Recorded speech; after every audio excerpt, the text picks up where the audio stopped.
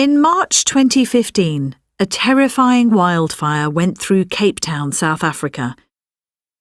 It was moving 65 kilometres in a single day and destroying everything in its path.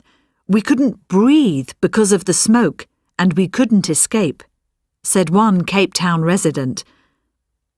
Wildfires can start in forests or on open land, and the flames spread very quickly. Sometimes they start because the weather is hot and dry, but mostly humans cause wildfires. We can prevent them by carefully controlling campfires and other outdoor fires. Other natural disasters are impossible to prevent. A hurricane, also called a typhoon or a cyclone, is a rotating tropical storm that starts over the sea.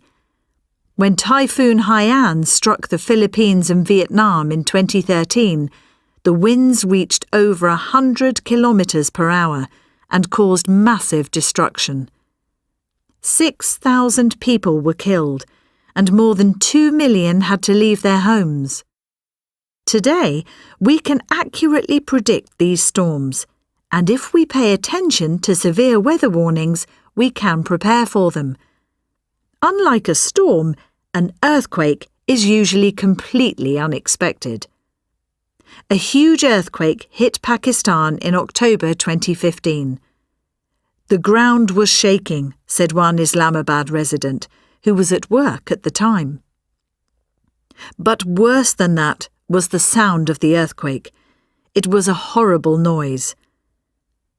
Earthquakes usually don't last more than a minute, but their effects can be terrible. Buildings collapse, and this can sometimes cause fires and floods. It can be very difficult to find survivors in the damaged areas. These are just 3 examples of how powerful and deadly nature can be.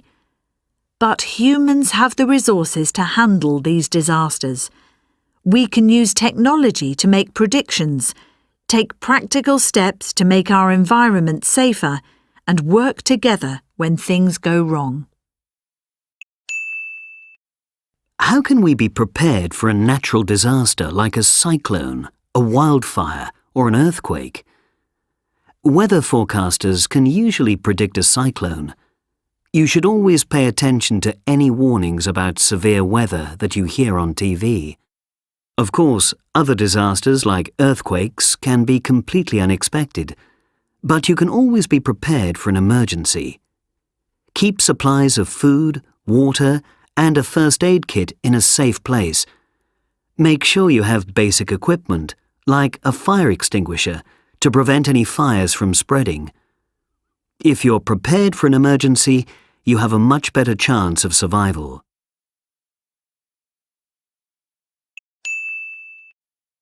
Some scientists believe that animals can predict natural disasters. There are many reports that just a few hours before the Indian Ocean tsunami of December 2004, animals in the area were acting strangely. In Sri Lanka, people at Yala National Park were watching elephants on the beach. Suddenly, the elephants started to run away from the sea. In India, flamingos were leaving their homes and flying towards higher ground. In a small village in Thailand, buffalo were eating grass near the sea when they suddenly stopped and ran up a hill. The people from the village followed them, and it may have saved their lives.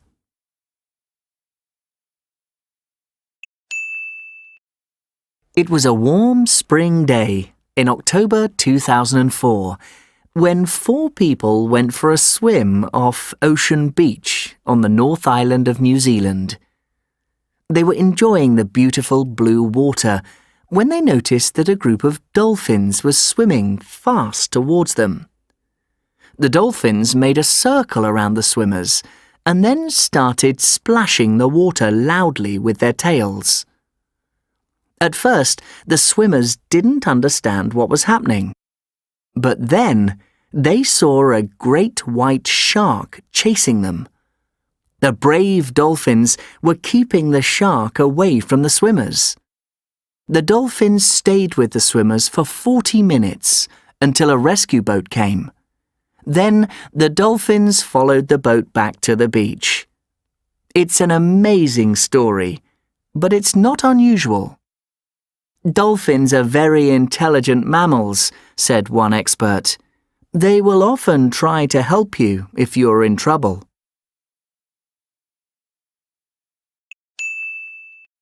The power of snow. Jimmy Chin recalls the day he was thrown more than 600 meters in an avalanche and survived. From a young age, I've had a really deep connection with being outside.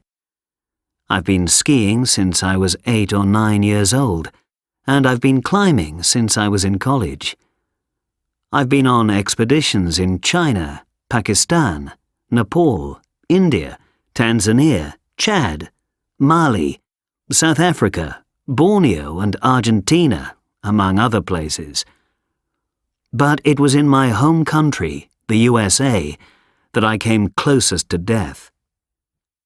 It was the 1st of April, 2011. I was filming and skiing in the Tetons, a mountain range in Wyoming. I was with my friends Jeremy Jones and Xavier Delarue, both experienced snowboarders. That day, we had finished going down a steep, narrow track called the Sliver, and we were descending another peak. I was the last person to ski. Jeremy and Xavier were watching me from a safe area. Suddenly, I heard someone scream. I turned around and saw the whole mountain start to move behind me. It was a massive avalanche. The kind of avalanche that destroys trees, cars, buses, even houses.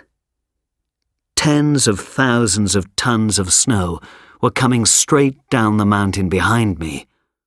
I felt the snow push me forwards, hundreds of meters, and then cover me. It was so heavy that I couldn't breathe. And then it pushed me forwards again and up, out of the snowpack. I looked around, and for a few seconds I actually stopped being terrified. I had a moment to pause and to look at the power of the avalanche.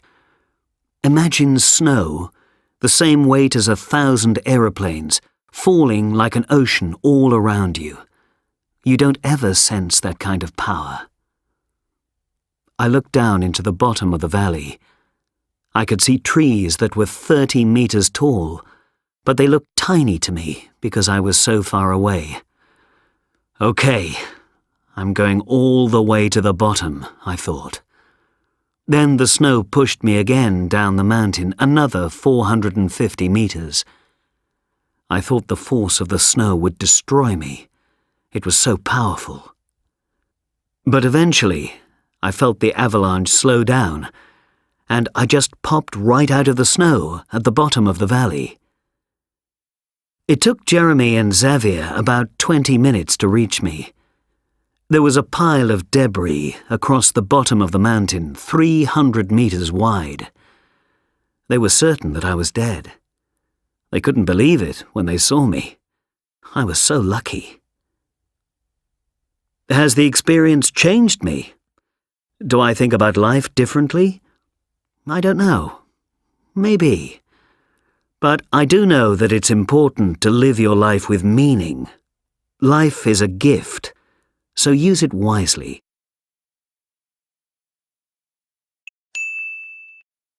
A fire in Lake County started 10 days ago and since then has been spreading fast. Although firefighters have been working throughout the night, the fire has already destroyed large parts of the forest. Since this morning, it has been moving towards Middletown.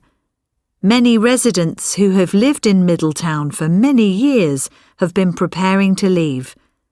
They've been packing up their most important possessions throughout the day, and there's now a long line of cars heading out of town and towards safety.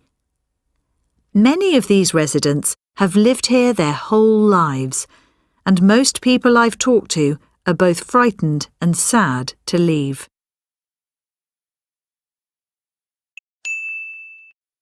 What are you waiting for? In 2013, participants in the Whitney Museum's teen program worked together with artist Gary Simmons to create a new piece of public art. As they were trying to think of a theme for the project, many of the young people spoke about how much time they spend waiting for friends, for trains, for phone calls, to become adults.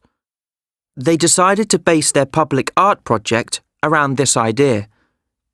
The teens talked to their peers and friends and collected responses to the question, "What are you waiting for?"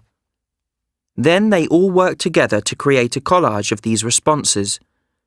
The collage was photographed and made into a series of large posters. The posters were displayed at the construction site for the new Whitney Museum building in New York City. These are some of the responses to the question, "What are you waiting for?"